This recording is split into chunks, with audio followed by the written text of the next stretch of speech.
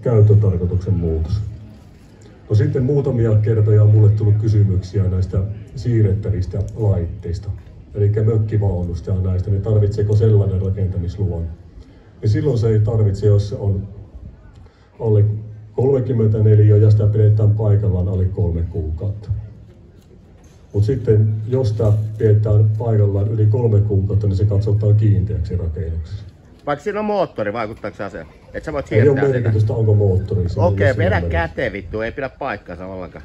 No niin, ja mieti yleisössä nyt kunnolla.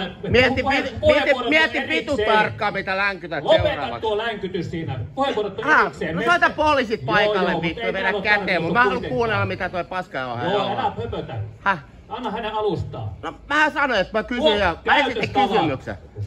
Vittu vedä sinä käteen, mutta kuunnella ihmeessä. No niin, hyvä.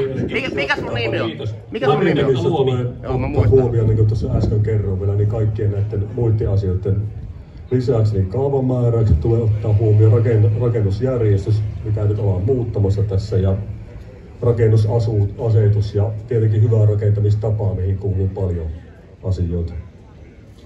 Kaavassa voi esimerkiksi lukea rantakaavassa, että tälle kaava-alueelle saa rakentaa 3 rakennusta. Ja sehän tarkoittaa, että siihen ei saa rakentaa kuin sen 3 rakennusta, että 4. rakennusta siihen ei voi silloin rakentaa. Tai kaavassa voi lukea näissä vanhemmissa kaavoissa myös sille, että ei saa käyttää peltikattoja ja kirkkaita värejä niissä rakennuksissa. Varsinkin nämä vanhemmat 70-luvun rantakaavat, niin niissä lukee sille. Niin jos niitä ruvetaan käyttämään, niin tarkoittaa, että joutuu poikkeamisluvan silloin hakemaan. No, rakennusjärjestyksessä, mikä tämä on meidän vanha käytössä oleva rakennusjärjestys edelleen täällä Pielavedellä, on aikaisemmin kerrottu. Ja luultavasti myös tässä uudessakin rakennusjärjestyksessä kerrotaan, että rantavyöhykkeellä olevan rakennuksen tulee olla värisävyltään hillitty ja maisemaan sopiva. Ja rakentamissa tulee erityisesti huomiota kiinnittää rakennusten korkeusaseman muotoon, ulkomateriaalia ja värityksiin.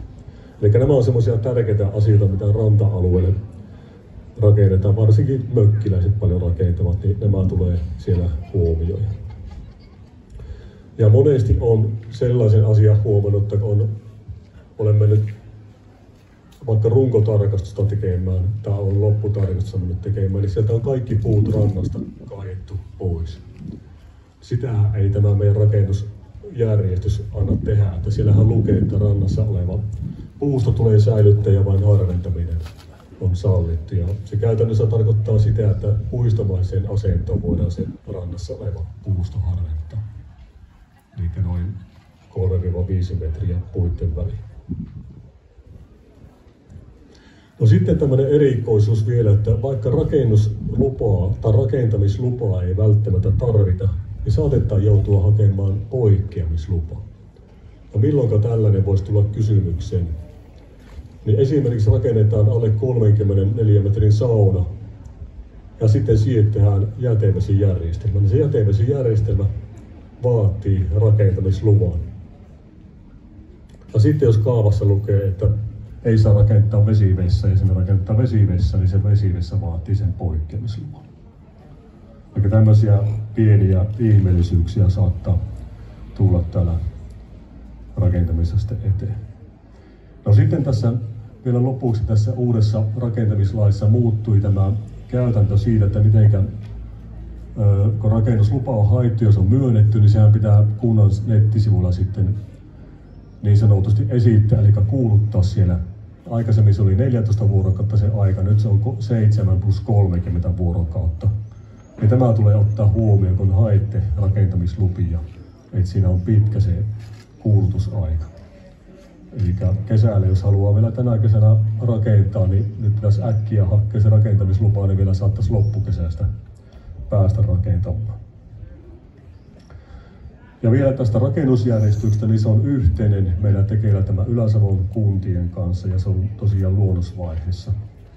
Siinä saattaa etäisyyksiä esimerkiksi rannasta muuttua aiemmasta, koska joudutaan kompromissia tekemään muiden kuntien kanssa. Viime kädessä tämän rakennusjärjestyksen hyväksyy Pielaveden kunnanvaltuusto. Ja ihan